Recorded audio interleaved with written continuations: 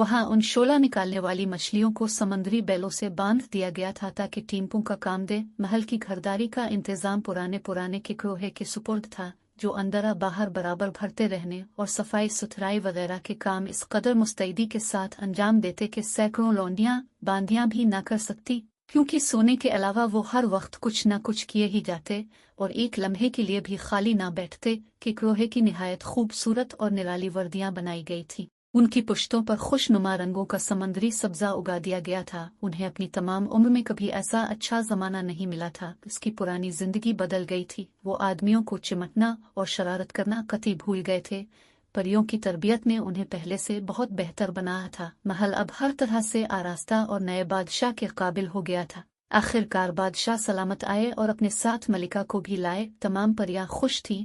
समंदर की मखलूक खुशी के साथ जोश में गौते लगाने लगी। हर एक ने पूरे दिन की छठी मनाई, सिवाय के क्रोहे के, जो कुदरतन काम करने के ऐसे आदी थे कि बेकार रहना उनके लिए अजाब था। दावत भी इस ठाट की हुई कि ना ऐसा सलीका किसी ने देखा होगा, ना ऐसे खाने खाए होंगे। दूसरे दिन सल्तनत का निज़ाम कायम किया गया। परियों में जो सबसे ज्यादा समझदार थी वो बादशाह की वजीर मुकर्रर हुई और खूबसूरत से खूबसूरत और नेक से नेक कम उम्र परियां मलिका की खिदमतकार बनाई गई। क्रिस्तान में नर हो या मादा, जितनी खूबसूरत शक्ल होगी इसी कदर खुश अखलाक और सलीका शियार भी होगी। इसलिए समझ लो कि मलिका की खिदमत में रहने के लिए खून को चना होगा।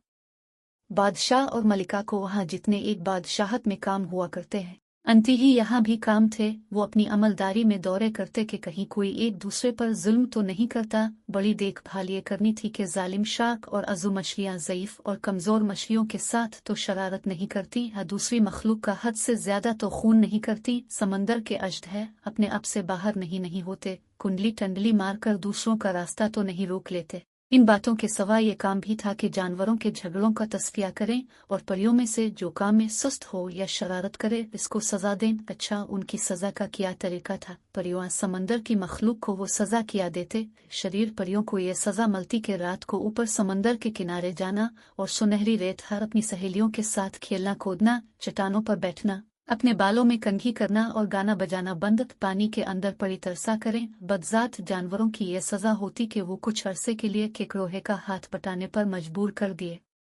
जाते। केकड़े इनको केकड़े जैसा सीधा कर देते कि फिर उनसे कोई कसूर सरजद नहीं होता। शरीरों और नाफरमान जानवरों को जिस तरह सजा मिलती, इसी तरह अच्छा काम करने वालों और जुल्म मानने वालों को इनामात भी दिए जाते। सबसे बड़ा इनाम असिला ये था कि दरबारियों में जगह दी जाती। वो बादशाह के समंदरी सल्तनत के बड़े बड़े दौरों पर उनके साथ होते और जहां उनका जी चाहता सैर करते फिरते। जब कभी वहशतनाक तूफान आते और पानी की मौजें शोर के साथ समंदर ममलुकत पर हमला आवर होती तो परियां पानी की बुलंद से बुलंद सतह पर पहुंच जाती और बड़े बड़े जहाजों को चट्टानों से टकराने और रेत में धंस जाने से बचाने की बेइंतहा कोशिश करती। फिर अगर उनकी कोशिश नाकाम रहती, डूबने वाले जहाज डूब ही जाते तो निहायत सरीली आवाजों में उनका मर्तबा पर समझी और डूबे हुए मल्लाहों की रेत में दफन करात। कभी कभी जहाजरा और मल्लाह भी उनकी झलक देख लेते, उन्हें जलप्रिय या जलमांस कहते, और कभी उनको नहीं सताते, सिर्फ देखते, खुश होते और गुजर जाते। अब अपने सुन लिया कि खुशकी की परियों की तरह समंदर में परियां किस तरह पैदा हुई और क्यों कर वहां आ गई।